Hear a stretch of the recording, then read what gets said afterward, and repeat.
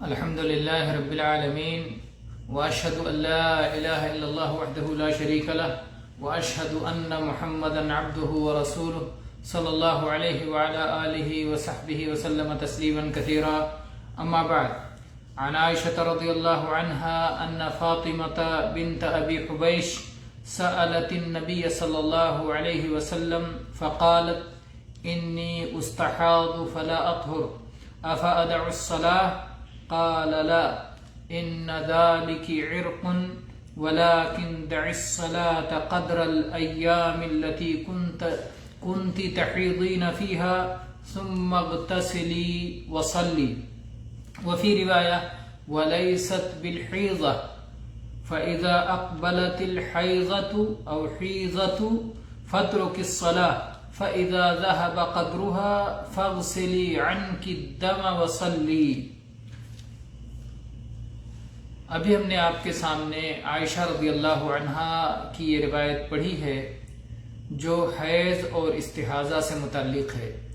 ہم کتاب عمدۃ الاحکام پڑھ رہے ہیں جو کہ فقہی مسائل سے اور طہارت کے مسائل سے متعلق ہے. عائشہ رضی اللہ عنہا روایت کرتی ہیں کہ فاطمہ بنت ابی حبیش نے نبی کریم صلی اللہ علیہ وسلم سے سوال کیا اور انہوں نے کہا کہ اے اللہ کے نبی، مجھے بہت زیادہ حیض کا خون آتا ہے جس کی وجہ سے میں پاک نہیں رہ پاتی، تو کیا میں صلاۃ چھوڑ سکتی ہوں؟ کیا میں نماز چھوڑ سکتی ہوں؟ تو اللہ کے نبی صلی اللہ علیہ وسلم نے جواب دیا: نہیں، جو یہ تم کو بہت زیادہ خون آ رہا ہے یہ ایک رگ کی وجہ سے ہے، یہ ایک بیماری کی وجہ سے ہے. ان دنوں میں صلاۃ تمہارے لیے معاف ہے جن دنوں میں تمہیں حیض آتا ہے، لہٰذا حیض کے دنوں میں صلاۃ چھوڑ دو. البتہ جب حیض کے دن مکمل ہو جائیں تو غسل کر لو، اور اس کے بعد اگرچہ استحاضہ کا خون آتا رہے، استحاضہ کا خون آنے کے باوجود صلاۃ ادا کیا کرو. گویا استحاضہ یہ بیماری کا خون ہے، یہ حیض کا طبعی خون نہیں ہے. حیض کا طبعی خون وہ ناپاک خون ہوتا ہے اور اس ناپاکی کے دوران صلاۃ معاف ہے، لیکن بیماری کے خون اور استحاضہ کے خون میں وہ چیز نہیں ہے، وہ رگ کی بنا پر ہے، اس لیے اس سے کوئی خاتون ناپاک نہیں ہوتی اور اس حالت میں پاک مانی جاتی ہے. اور پاکی کی حالت میں جو چیزیں اس سے مطلوب ہوتی ہیں وہ سب مطلوب ہوں گی، انہی میں سے ایک صلاح بھی ہے کہ وہ صلاۃ ادا کرے گی. اور ایک روایت کے الفاظ یہ ہیں کہ وہ حیض کا خون نہیں ہے. لیست بالحیضہ، بعض لوگوں نے کہا ہا کے کسرے کے ساتھ اور بعض نے کہا ہا کے فتحے کے ساتھ حیض جو ہے تو وہ حیضہ بھی ہے یا حیضہ ہے. بہرحال یہ حیض کا خون نہیں ہے.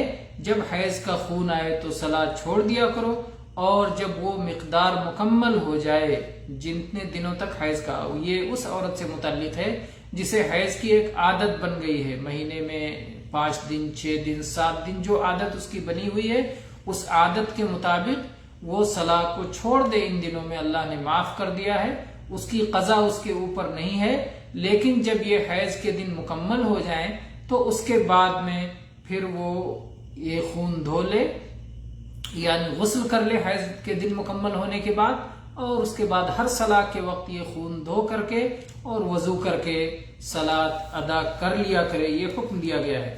یہ حدیث صحیح بخاری میں کتاب الوضوء باب غسل الدم، اور اسی طرح سے کتاب الحیض باب الاستحاضہ باب فی اقبال الحیض و ادبارہ، اور اسی طرح سے باب اذا حاضت فی شہر 3 حیض، اور اسی طرح سے اذا رأت المستحاضۃ الطہر.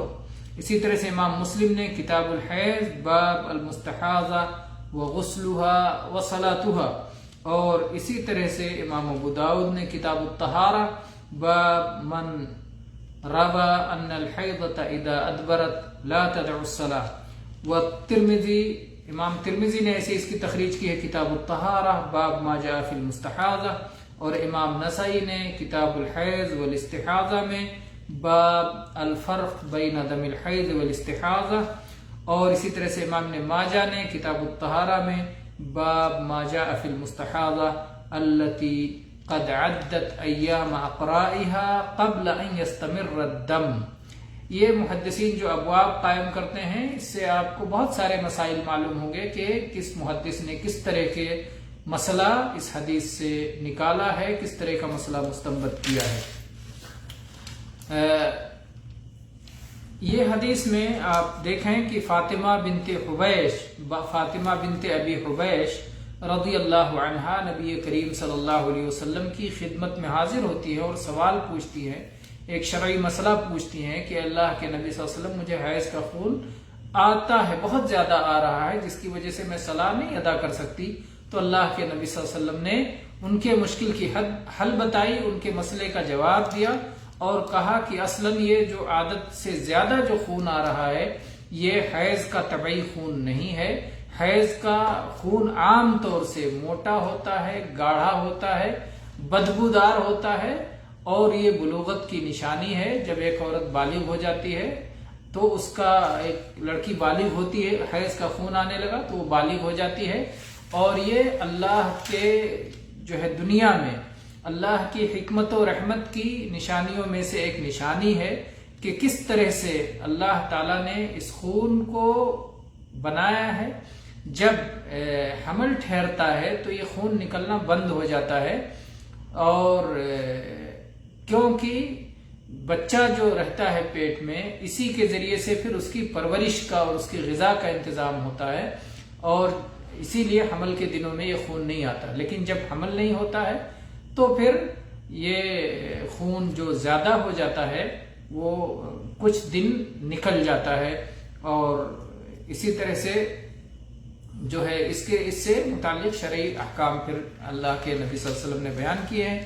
تو انہوں نے پوچھا تو فاطمہ بنت ابی حبیش رضی اللہ عنہا نے، تو اللہ کے نبی صلی اللہ علیہ وسلم نے فرمایا کہ جتنے دنوں حیض کی عادت ہے اپنی عادت کے مطابق ان دنوں میں صلاۃ چھوڑ دو، صلاۃ معاف ہے، ان کی قضا نہیں ہے.